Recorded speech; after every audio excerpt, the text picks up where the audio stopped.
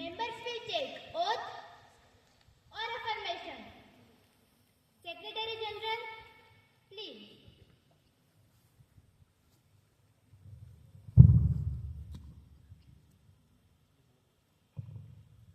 सुश्री शारदा गायकवाड़, जो राजस्थान के भरतपुर से निर्वाचित हुई है, वह प्रतिज्ञान अथवा शपथ ग्रहण करेंगी। सुश्री शारदा गायकवाड़।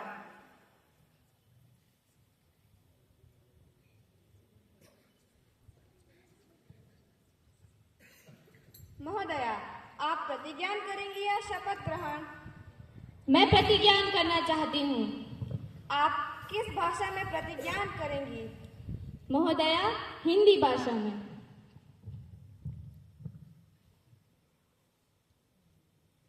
मैं शारदा गायकवाड़ बाल संसद की सदस्य निर्वाचित हुई हूँ।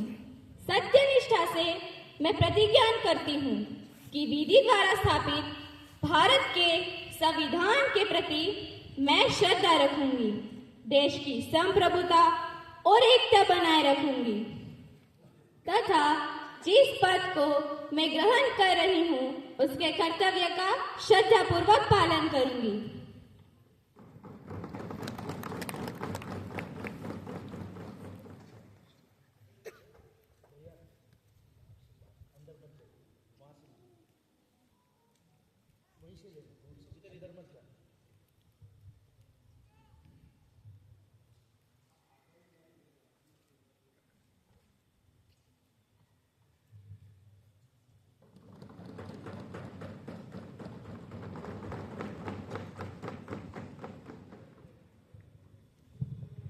Mr. Dhananjay Singh, who stands elected from Valsad constituency of Gujarat, will now take the oath or affirmation.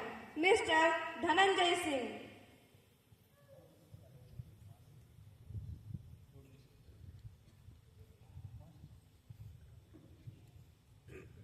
Sir, do you want to take oath or affirmation?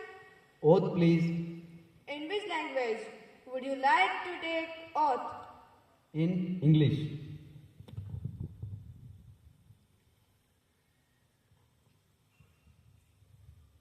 I, Dhananjay Singh, have been elected a member of lower house of the Children's Parliament. Do swear in the name of God that I will bear the true faith and allegiance to the Constitution of India as by law established. I will uphold the sovereignty and integrity of India.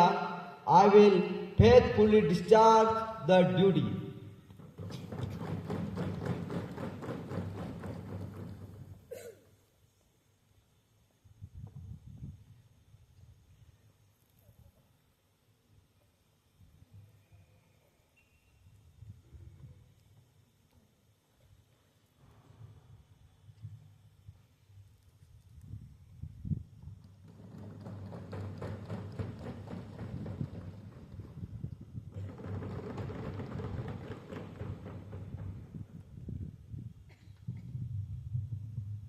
Honorable members, with heavy heart, it is my sad duty to inform the House that the icon of Indian classical music and the world's renowned musician, Ustad Zakir Hussain, is no more with us. He will be remembered as a true genius. He made revolution in percussion instruments. Through his sheer hard work and determination, he brought the tabla to the global stage. We rise to offer our heartfelt condolences to his family, friends, and the global music community.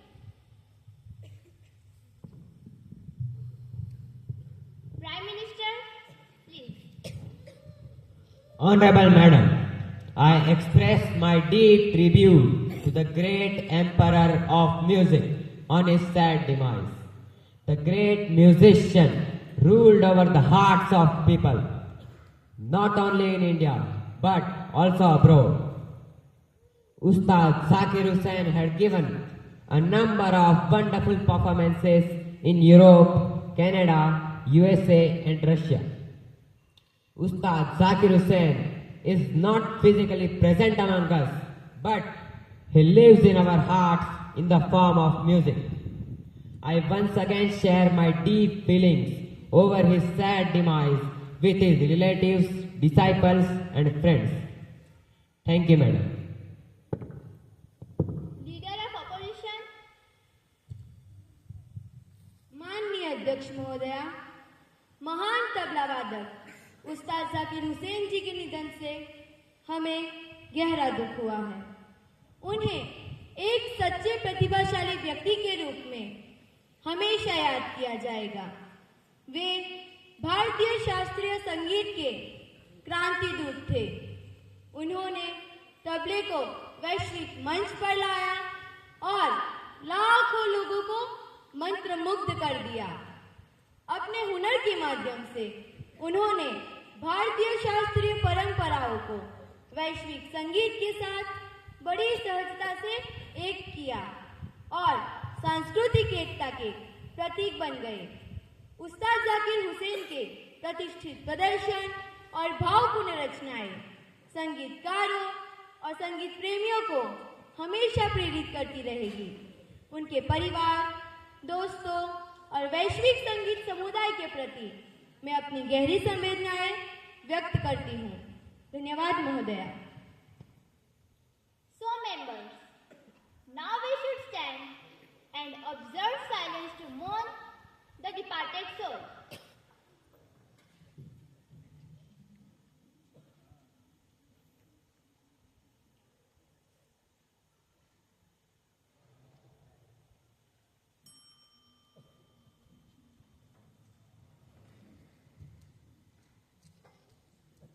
The next business is introduction of new ministers.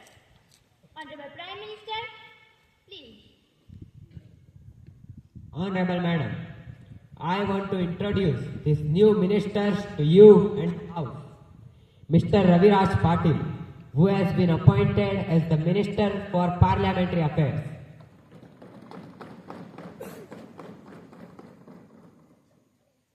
Ms. Sushila Tandon, who has been appointed as the Minister for Information and Broadcasting.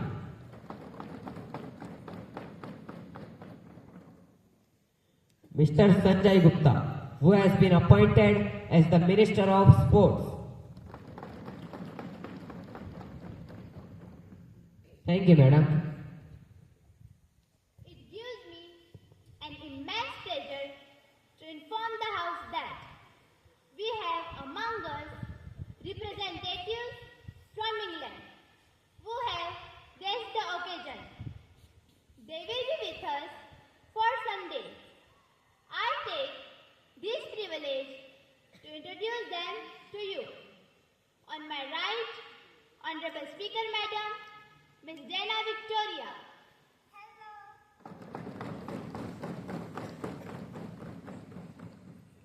Next to her, Mr. William Johnson.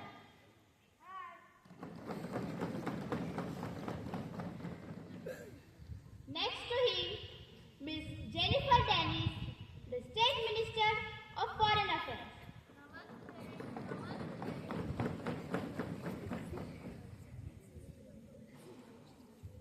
The next business is question hour. Question number 101. Shri Raviraj Tripathi. माननीय अध्यक्ष महोदया, मैं आपके माध्यम से माननीय कृषि मंत्री जी से यह जानना चाहता हूँ कि बीते 3 महीनों में महाराष्ट्र में किसानों की आत्महत्याएं काफी बढ़ रही है। माननीय कृषि मंत्री जी बताने का कष्ट करें। जनवरी 2024 से लेकर अक्टूबर 2024 तक कुल कितने किसानों ने आत्महत्याएं की तथा इनके कारण क्या रहे हैं? क्या सरकार इन्हें रोकने के लिए कोई प्रयास कर रही है? माननीय कृषि मंत्री जी सदन को बताएं। धन्यवाद महोदय।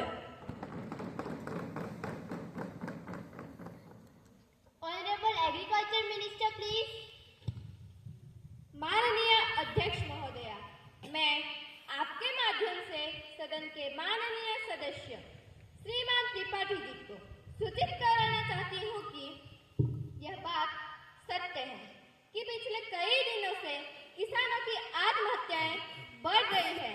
यह हमारे लिए अत्यंत ही चिंता का विषय है। सदन को बड़े ही दुख के साथ ये कहना पड़ रहा है कि अक्टूबर 2024 तक कुल 56 किसानों ने आत्महत्याएं की हैं। इसका कारण बढ़ता हुआ कर्जा, गरीबी एवं प्राकृतिक आपदाएं हैं।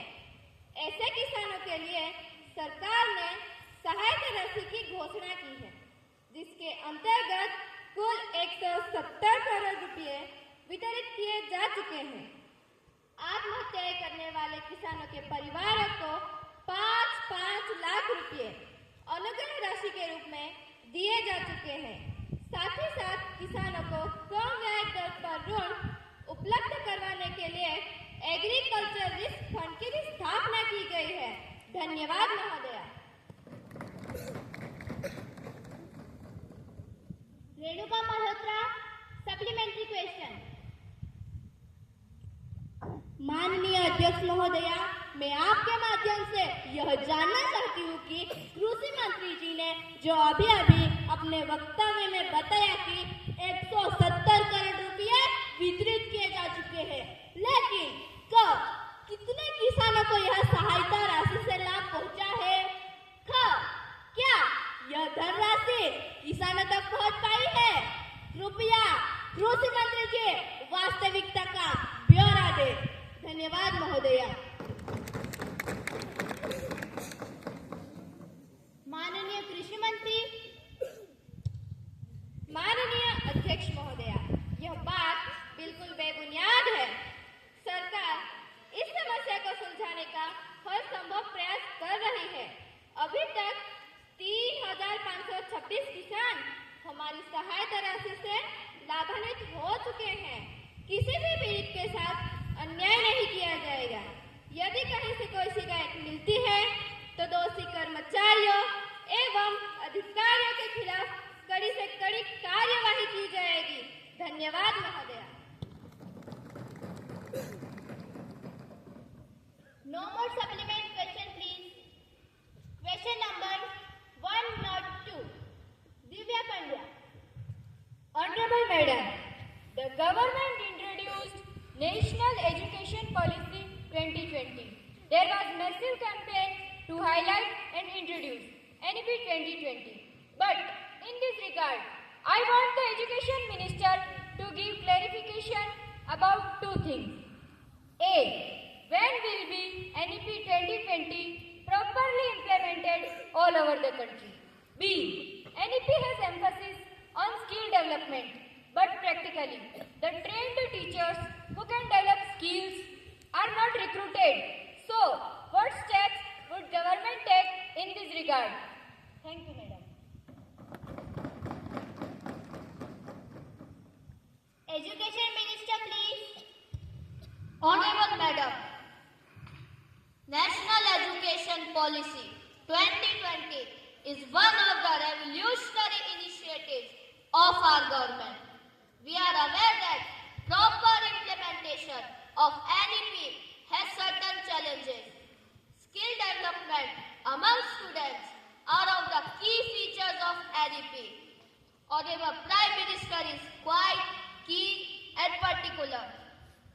We have started to plan and implement special recruitment drive for skilled teachers to teach skill subjects. For complete implementation, 2 years period is required. Thank you, Madam.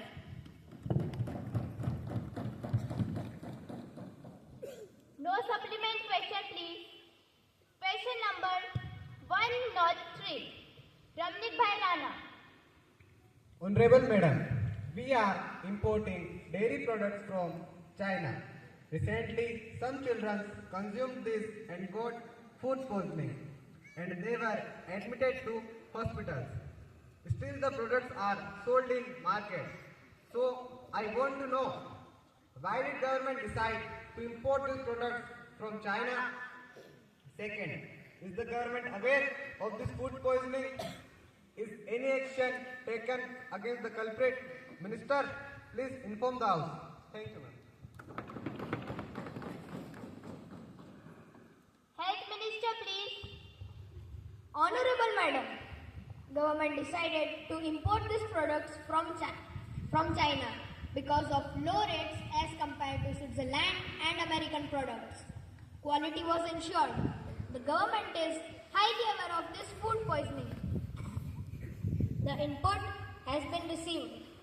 The imported Chinese dairy products will be dumped and discarded. The companies responsible will be blacklisted. Thank you, ma'am.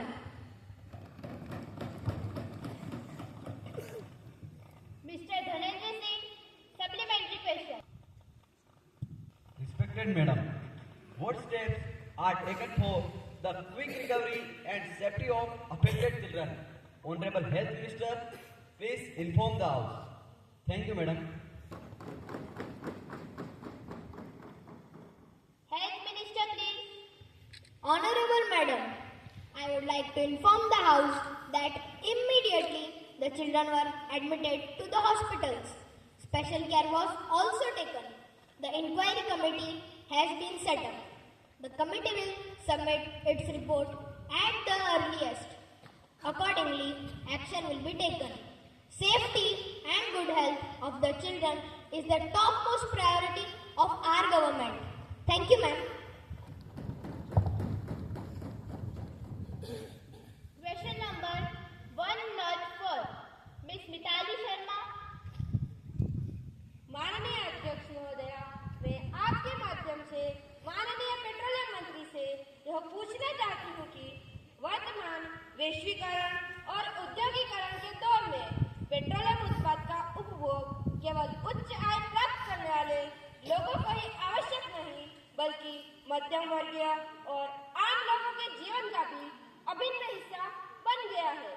अतः इनकी मांग बढ़ना स्वाभाविक है, लेकिन petroleum पदार्थों के मूल्य में निरंतर वृद्धि होती जा रही है। तो मैं सरकार से पूछना चाहूंगी कि कब पेट्रोलियम पदार्थों के मूल्य में निरंतर वृद्धि के क्या कारण है? तथा क्या मूल्य वृद्धि नियंत्रण के कुछ उपाय सरकार के पास है? अगर है तो कृपया सदन को बताएं। धन्यवाद महोदया। Petroleum Minister, please. माननीय अध्यक्ष महोदया, मैं सदन को अवगत कराना चाहता हूं कि पेट्रोलियम उत्पादों के मूल्यों में जो वृद्धि हो रही है, इसमें सरकार का कोई दोष नहीं है, क्योंकि अंतर्राष्ट्रीय बाजार में कच्चे तेल के मूल्यों में वृद्धि हो रही है, इसलिए मूल्यों में वृद्धि करना अनिवार्य है। लेकिन सरकार यह भार केवल उपभोक्ताओं पर न डालकर वितरण कंपनी, सरकार और उपभोक्ता तीनों पर समान रूप से डाल रही है। इसलिए सरकार ने समन्वय सहायता की घोषणा की थी। धन्यवाद महोदय। Vimala Tripathi, supplementary question. माननीय अध्यक्ष महोदया, मैं आपके माध्यम से माननीय मंत्री महोदय से यह पूछना चाहती हूँ कि समन्वय सहायता तो घोषित की गई थी, लेकिन इसमें क्या सरकार ने गरीबों के बारे में कुछ सोचा है? अगर सोचा है तो मंत्री श्री कृपया सदन को बताएं। धन्यवाद महोदया। Petroleum minister, please. माननीय अध्यक्ष महोदया, मूल्य में वृद्धि के बारे में अभी अभी सदन को बताया। रही बात गरीबों की, जिनके बारे में सरकार ने सोचा है, सरकार ने तेल पर निर्भरता कम करने के लिए फ्लेक्स फ्यूल इंजन का कॉन्सेप्ट लाया है। इसके तहत पेट्रोल में 20% एथेनॉल मिलाया जाएगा। इसके अलावा सरकार इलेक्ट्रिक वाहनों को प्रोत्साहित कर रही है और इनकी खरीदी पर सब्सिडी दे रही है। और हमारे महिला वर्ग को उज्ज्वला योजना के तहत गैस सिलेंडर वितरित किए जा रहे हैं और इनकी खरीदी पर भी सब्सिडी दी जा रही है। धन्यवाद महोदय। Question number 105. Miss Divya Pandya. Honorable Madam, through you, I wish to ask Education Minister. A. Why is syllabus for secondary education changed every year? B. Why the new books are not made available to students in time? Please inform the House. Thank you, Madam. Education Minister, please. Honorable Madam, through you, I wish to inform the House that whatever changes are made in the syllabus every year are made on the recommendation of the Curriculum Framework Committee formed by NCERT. There is no politics or hidden agenda behind it. Madam, the purpose of introducing these new changes is to keep our students abreast with latest development. If we don't do this, we were doing great injustice with our students. As for not making the books available in time, the instructions in this regard have been issued to NCERT and the books would be published and made available to students from next academic year. Thank you, ma'am. Question number 106. Mr. Anand Patil. माननीय अध्यक्ष महोदय, मैं आपके माध्यम से माननीय शिक्षा मंत्री जी से यह पूछना चाहता हूं कि आज देश के कई स्कूलों तथा कॉलेजों में रैगिंग की प्रवृत्ति बढ़ती जा रही है, जिसमें प्रतिभाशाली और सीधे साधे छात्र भी प्रभावित हो रहे हैं। तो मैं सरकार से पूछना चाहता हूं कि क्या सरकार इस पर रोक लगाने के लिए कोई कदम उठा रही है? हाँ, चालू वर्ष में देश में कुल से कितने मामले दर्ज हुए हैं तथा कितने दोषियों पर कार्यवाही की गई है? माननीय मंत्री जी, कृपया सदन को बताएं। धन्यवाद महोदय। माननीय शिक्षा मंत्री। माननीय अध्यक्ष महोदय, जनवरी 2023 से अक्टूबर 2024 तक कुल 65 रैगिंग के मामले दर्ज हुए हैं, जिसमें से 60 दोषियों पर कार्यवाही की गई है। जी हाँ महोदया, 60 दोषियों पर कार्यवाही की गई है। रैगिंग की इस प्रवृत्ति को रोकने के लिए रैगिंग प्रतिबंध कानून 1999 में बनाया गया था, लेकिन इसकी कुछ खामियों की वजह से यह पूर्ण रूप से नहीं रुक पाई है। इसलिए अगले सत्र में सदन में संशोधन का प्रस्ताव रखा जाएगा। धन्यवाद महोदय। Question number 107. Miss Amrita Verma. माननीय अध्यक्ष महोदया, मैं आपके माध्यम से माननीय रेल मंत्री जी से यह पूछना चाहूंगी कि आपके कार्यकाल में रेल के मुनाफे में तो वृद्धि हो गई, लेकिन कृपया यह बताने का कष्ट करें क्या रेल में बढ़ती आपराधिक गतिविधियों को रोकने के लिए सरकार ने कुछ उपाय किए हैं? सन 2024 के चुनाव में सरकार ने अहमदाबाद से मुंबई तक बुलेट ट्रेन शुरू करने का वादा किया था। क्या उसके लिए आपके सरकार ने कुछ उपाय किए हैं या फिर वह चुनावी जुमला था? अगर सरकार ने उपाय किए हैं तो माननीय रेल मंत्री जी सदन को बताने का कष्ट करें। धन्यवाद महोदया। Rail minister please. माननीय अध्यक्ष महोदय, मैं आपके माध्यम से सदन को यह बताना चाहता हूं कि रेल में हो रहे अपराधों का कारण लोगों के मन में छुपा भय है। अगर नागरिक रेल सुरक्षा के जवानों को इसके बारे में बताएं तो निश्चिंत ही हम उन पर कार्रवाई कर सकते हैं। और यह भय नष्ट करने के लिए हमने रेल विभाग के द्वारा विज्ञापन प्रकाशित किए हैं, सीसीटीवी कैमरे लगाए हैं, मेटल डिटेक्टर लगाए हैं। खुफिया पुलिस सादे कपड़ों में रेलवे स्टेशनों पर निगरानी रखती है। हर रेलवे स्टेशन पर एक पुलिस सहायता केंद्र खोला गया है तथा लोगों की सुरक्षा के लिए आरपीएफ में 40,000 नए जवानों की भर्ती की जा रही है। महोदया, मुझे आशा है कि निश्चिंत हम ऐसे अपराधों को रोक सकेंगे और यात्रियों को सुरक्षित एवं आरामदायक सफर उपलब्ध करवा सकेंगे।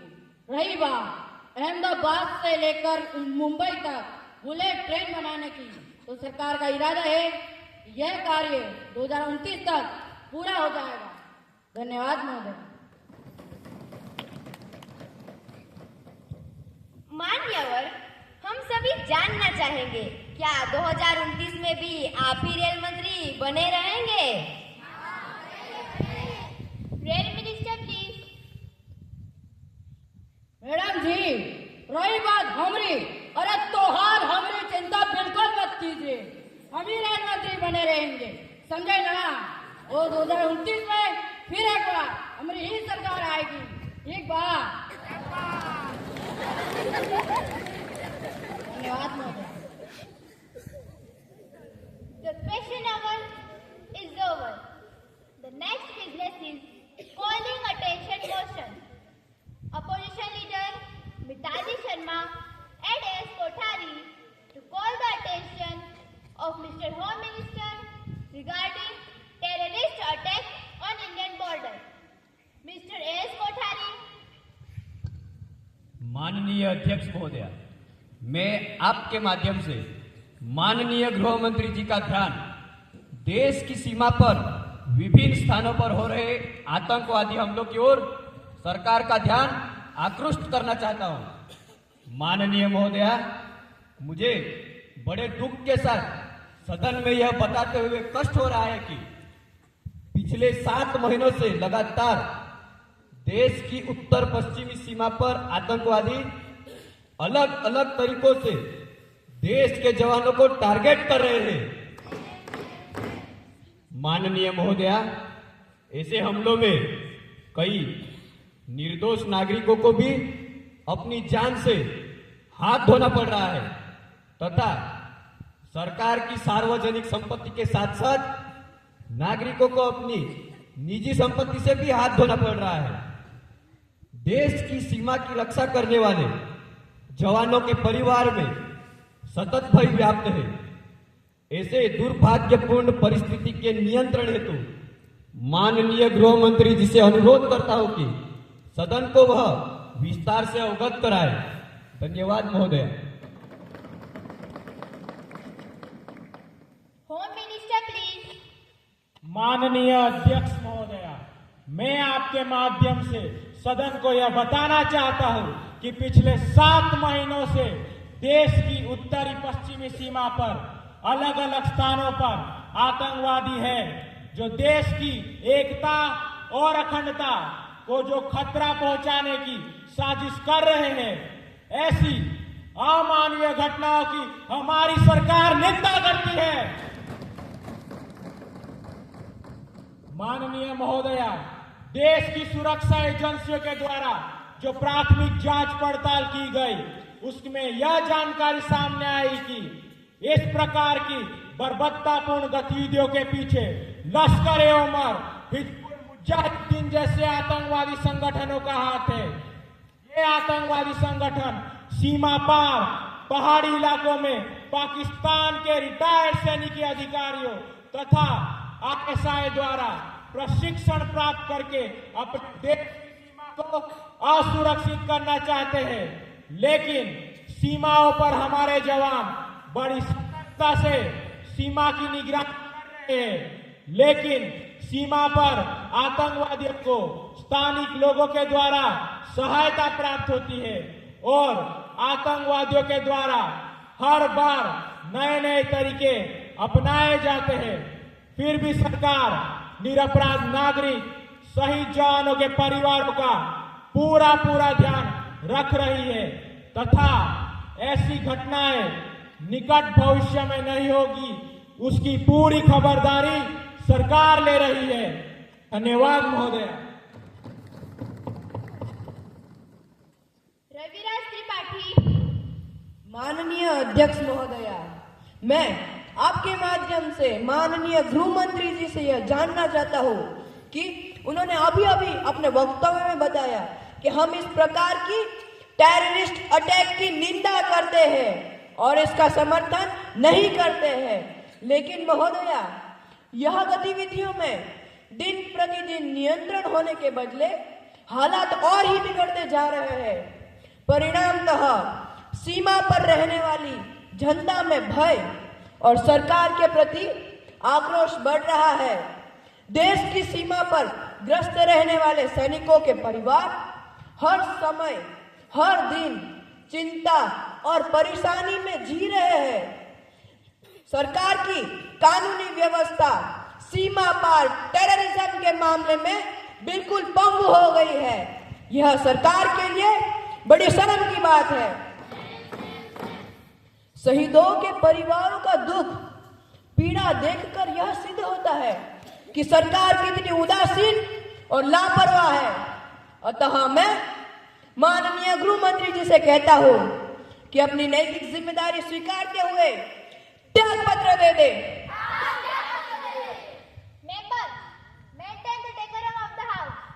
जी महोदया, और साथ में माननीय गृह मंत्री जी से अनुरोध करता हूं कि इस विषय पर अपने विचारों से अवगत कराएं। धन्यवाद महोदया। मिस मिताली शर्मा। माननीय अध्यक्ष महोदया, मैं आपके माध्यम से माननीय गृह मंत्री जी से आग्रह कर माननीय अध्यक्ष महोदया, मैं आपके माध्यम से माननीय गृह मंत्री जी से पूछना चाहती हूँ कि सीमा पर आतंकियों द्वारा अचानक किसी भी समय तथा किसी भी स्थान पर हमला हो सकता है। यह पता होते हुए भी 4 मई 2024 को पूंछ जिले में भारतीय वायुसेना के वाहन पर आतंकवादियों द्वारा भारी गोलीबारी की गई, जिसमें भारतीय वायुसेना के 3 जवान शहीद हो गए और अन्य 5 घायल हो गए। इस प्रकार की घटना प्रशासन की लाचार व्यवस्था की ओर इशारा करती है। आतंकवाद के सामने सरकार की सुरक्षा व्यवस्था बौनी नजर आती है। ऐसी घटनाओं से देश की सुरक्षा और देश के जवानों की सुरक्षा पर एक प्रश्न चिन्ह लग जाता है। देश के शहीद जवानों के प्रति ऐसी झूठी संवेदना का हम धिक्कार करते हैं। मैं माननीय गृह मंत्री जी से आग्रह करती हूँ कि सरकार इस मामले में ठोस कदम उठाए। धन्यवाद महोदया। Leader of opposition. माननीय अध्यक्ष महोदया, सीमा पार आतंकवाद की गंभीर समस्या के बारे में माननीय गृह मंत्री जी ने जो स्पष्टीकरण सदन में दिया वह बिल्कुल ही असंवेदनशील तथा गैर जिम्मेदारी की ओर संकेत करता है, क्योंकि 2014 से इनकी सरकार सत्ता में रही है और पिछले 10 वर्षों के शहीद जवानों के आंकड़ों को अगर हम देखें तो हर वर्ष कम से कम 40 जवान महोदया 40 जवान शहीद हुए हैं। क्या इन 10 वर्षों में सरकार कोई पुख्ता कदम नहीं उठा सकती थी? दोषियों के खिलाफ कोई सख्त कार्यवाही नहीं कर सकती थी? अगर गृह मंत्री जी बता रहे हैं कि आतंकवादियों को स्थानिक लोगों का सपोर्ट है, तो दोषियों पर कठोर दंड क्यों नहीं किया गया? क्या शहीदों के परिवारों को सांत्वना के नाम पर कुछ धनराशि देकर क्या उनके गांव भर सकते हैं? इससे स्पष्ट है कि सरकार हर मोर्चे पर विफल रही है। आतंकवादियों के हौसले दिन प्रतिदिन बुलंद होते जा रहे हैं। किसी भी जगह बम विस्फोट करना उनके लिए तो मानव जैसे खेल हो गया है। माननीय गृह मंत्री जी सदन में इस बारे में स्पष्टीकरण दें। धन्यवाद महोदया। Home minister please. माननीय अध्यक्ष महोदया, मैं आपके माध्यम से माननीय सदस्यों को यह बताना चाहता हूं कि आपने सरकार पर सीमा पार आतंकवाद पर जो टिप्पणी की है वह बिल्कुल अतिशयोक्तिपूर्ण है। हमारी सरकार हमेशा ही ऐसी अमानवीय घटनाओं की निंदा करती आई है और करती रहेगी। सरकार ने सीमा पार आतंकवाद में हमेशा ही स्थानीय जनता तथा सेना के जवानों की सुरक्षा को प्राथमिकता दी है। हमने आतंकवाद से निपटने के लिए कई कड़े कदम उठाए, जैसे पहला, ओवरग्राउंड वर्कर के रूप में आतंकवाद को मदद देने वाले लोगों की जांच पड़ताल कर उन पर सख्त कार्यवाही सरकार कर रही है। दूसरा, सैनिकों की रक्षा के लिए रिश्वतखोर अधिकारी जो आतंकवादियों को चोरी छुपे सहायता करते हैं, ऐसे भ्रष्ट अधिकारियों की भी बारीकी से जांच की जा रही है। तीसरा, सैनिकों के लिए अत्याधुनिक सुरक्षा उपकरण मुहैया करवाए जा रहे हैं। साथ साथ सीमा पर नाइट विजन कैमरा तथा अधिक प्रकाश के लिए फ्लड लाइट की संख्या भारी मात्रा में बढ़ाई जा रही है। साथ ही शहीद जवानों के परिवारों को भी अधिक से अधिक वित्तीय सहायता दी जा रही है। अतः मैं सभी सदस्यों से अनुरोध करता हूं कि वे सरकार के प्रति सकारात्मक रवैया अपनाएं। लेट मी कंफर्म, सरकार के हौसले बुलंद है और हम आतंकवाद का नामो निशान मिटा देंगे। धन्यवाद महोदया। The calling attention motion is over. The next business is legislative business. Honorable Chair, to introduce the bill. Honorable Speaker, Madam, I beg for permission to introduce the Common Civil Act Bill for the national unity. Thank you, Madam. The question is that leave be granted to the Minister of Law to introduce Common Civil Act Bill 2025 for national unity. Those in favor will say aye. Those against will say no. Aye. No. Ayes have it, ayes have it, ayes have it. I think the ayes have it. The lead is granted to the Law Minister. Thank you, Madam. Through you, I bring it to the attention of all of the members of this august House. The deteriorating political scenario of our country. Every citizen is under constant threat of terrorism, hunger, and striking inflation. Government is taking all possible measures. In the third chapter of our Constitution, our moral rights have been envisaged for unity and integrity of our nation. Some of the points have been finalized, which are as following. Para 88. First, for any services or recruitment for posts shall be considered. Second, in private and government educational institutions, students shall be admitted on their account of merits. Third, in personal interview for recruitment, all minimum points based on caste, religion, gender have been applied. Fourth, in matters of insurance, public transport and payment, no discrimination shall be made.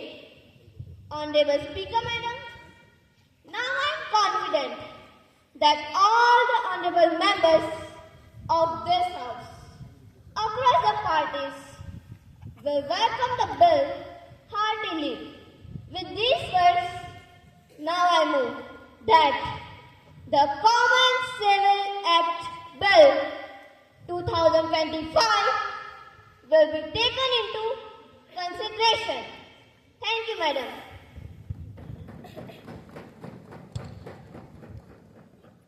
Priyanka Dixit, माननीय अध्यक्ष महोदया, अभी माननीय मंत्री जी के द्वारा सरकार की ओर से जो समान नागरिक संहिता का प्रस्ताव रखा है उसका मैं सख्त विरोध करती हूँ। वास्तव में यह प्रस्ताव और कुछ नहीं, केवल आरक्षण हटाओ प्रस्ताव है। अध्यक्ष महोदया, मैं आपके माध्यम से सरकार से यह पूछना चाहती हूँ कि क्या इस प्रस्ताव में उन लोगों के बारे में कोई विचार किया गया है जो सदियों से पीड़ित हैं। 2024 के आंकड़ों के अनुसार अगर देखा जाए तो भारत में अनुसूचित जाति का प्रतिशत 16.5 तथा जनजाति का प्रतिशत 8.1 है।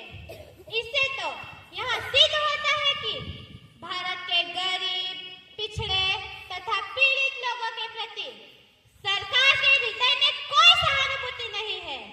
मैं तो यह मानती हूँ कि समान नागरिक संहिता का प्रस्ताव भारत के लिए अच्छा लगा है, इसीलिए इसका मैं सख्त विरोध करती हूँ। धन्यवाद महोदया। माननीय कृषि मंत्री। माननीय अध्यक्ष महोदया, जिस प्रस्ताव पर हम चर्चा कर रहे हैं उसके पक्ष में मैं अपने विचार रखना चाहती हूँ। राष्ट्रीय एकीकरण तथा भारत की राजनीतिक स्थिति नियंत्रण हेतु जो प्रस्ताव रखा गया है उसमें मैं यह कहना चाहूंगी कि संसार का इतिहास यह कहता है कि किसी भी राष्ट्र में जो युद्ध हुआ, क्रांति हुई, उसमें यदि किसी व्यक्ति विशेष को अलग करने का प्रयास किसी भी समूह ने किया तो उसका केवल एक ही कारण था, असमानतापूर्ण व्यवहार। उदाहरण के तौर पर हम देख सकते हैं कि अमेरिका, फ्रांस, रूस में जो क्रांति हुई उसका केवल एक ही कारण था, लोगों को अधिकार तथा लाभ देना। आज भारत में धीरे धीरे ऐसी ही स्थिति उत्पन्न होती जा रही है। इसे नियंत्रित करने के लिए आवश्यक है समान नागरिक संहिता। समाज के हर वर्ग का विकास ये सरकार की प्राथमिकता है, अतः इस प्रस्ताव का मैं पूर्ण रूप से समर्थन करती हूँ। धन्यवाद महोदया। मिस्टर रविराज त्रिपाठी। माननीय अध्यक्ष महोदया, आपके माध्यम से मैं इस प्रस्ताव के बारे में कुछ वास्तविक तथ्य स्पष्ट करना चाहता हूँ। संविधान का आधार लेकर जो समान नागरिक संहिता का प्रस्ताव रखा गया है उसमें आदर्शवादिता का पुट है, लेकिन क्या इस प्रस्ताव में भारतीय सामाजिक स्थिति के बारे में व्यवहारिकता से सोचा है?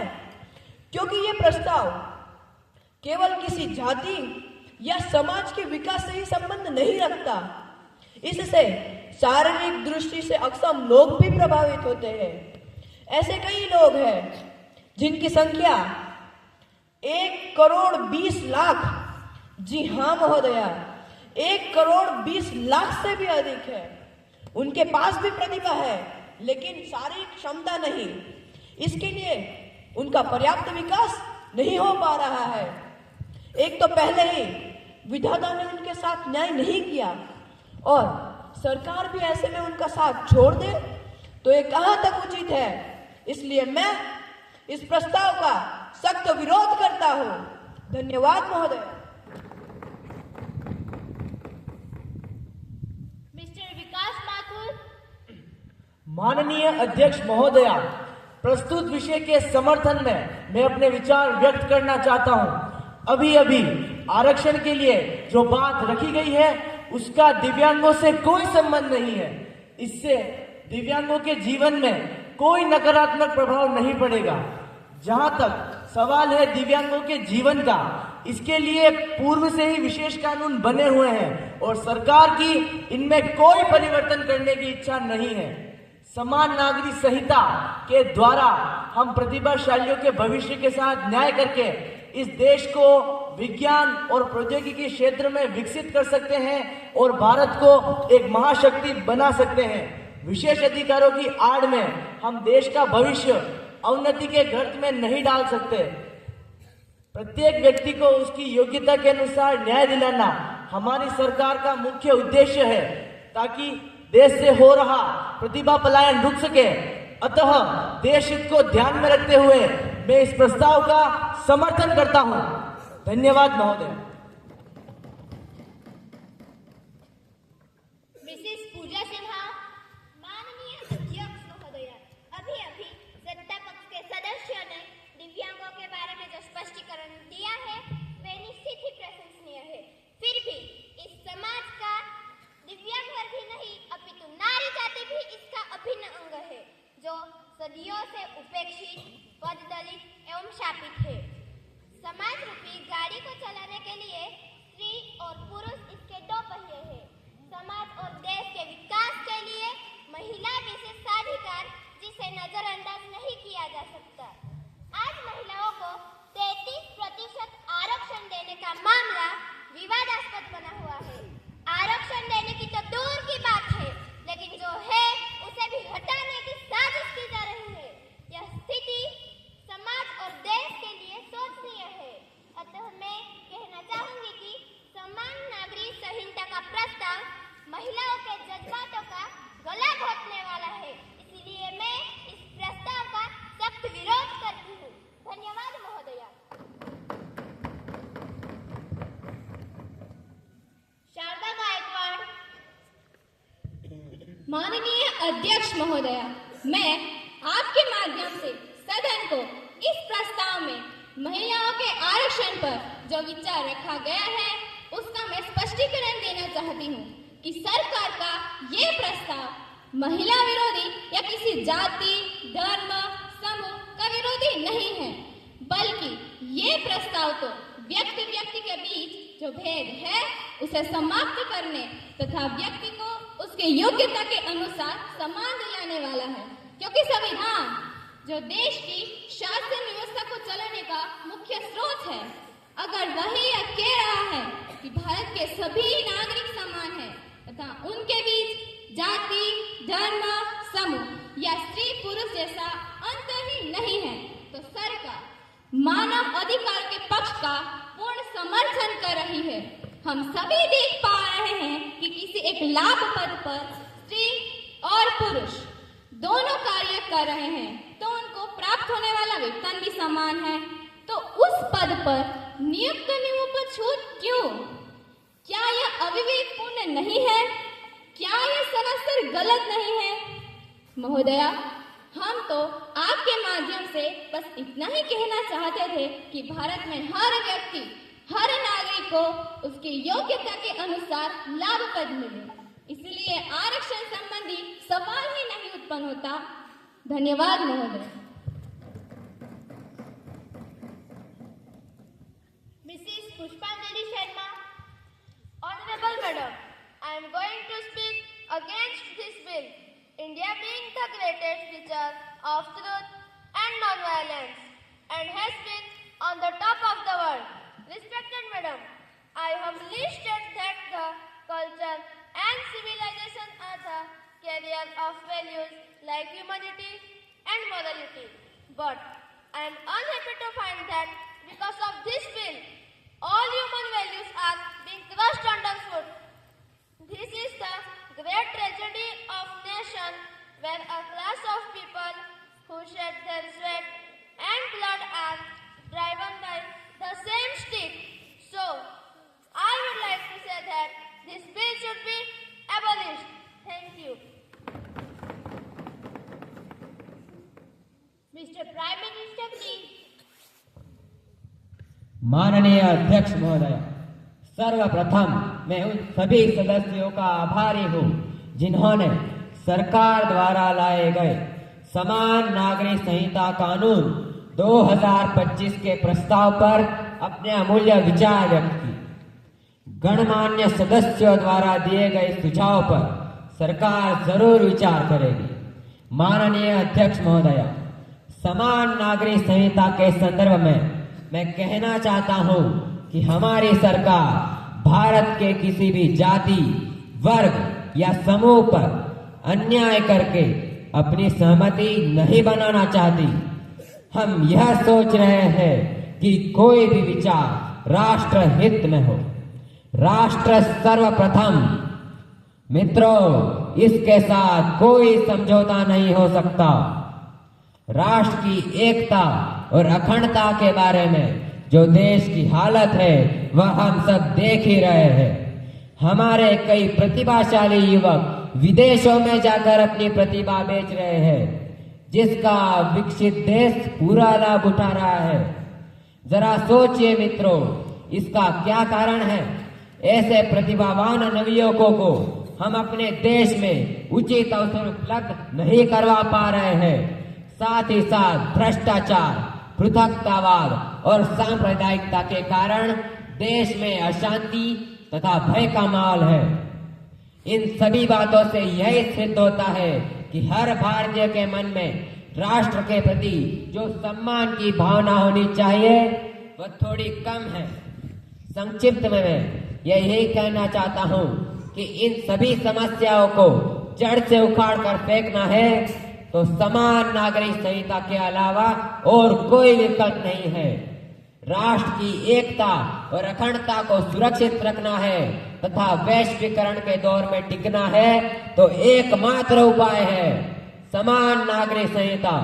अंत में मैं सदन से अनुरोध करता हूं कि इस प्रस्ताव को सकारात्मक दृष्टिकोण से देखें और इसका समर्थन करें एवं इसे पारित करवाकर लोकतंत्र की प्रक्रिया में अपना सहयोग दें। धन्यवाद महोदया। Now we will take clause by clause for consideration of the bill. Clause 44(1) to clause 44(5). Those in favor will say aye. Those against will say no. Aye. No. Ayes have it. Ayes have it. Ayes have it. I think the ayes have it. The motion of the bill is considered. The minister to move for passing the bill. Thank you, madam. I move the Common Civil Act Bill 2025 to be passed. Thank you, madam. Now, the question is that the Common Civil Act Bill 2025 be passed. Those in favor will say aye. Those against will say no. Aye. No. Ayes have it. Ayes have it. Ayes have it. I think the ayes have it. The bill is passed.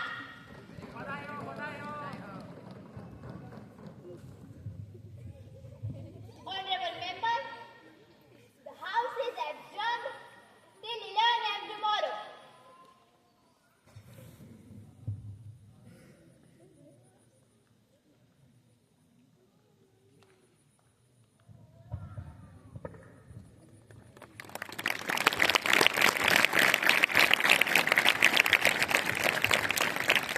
And this was the presentation by the students of Dang district, जो डांग से दिल्ली जाने की काबिलियत रखते हैं।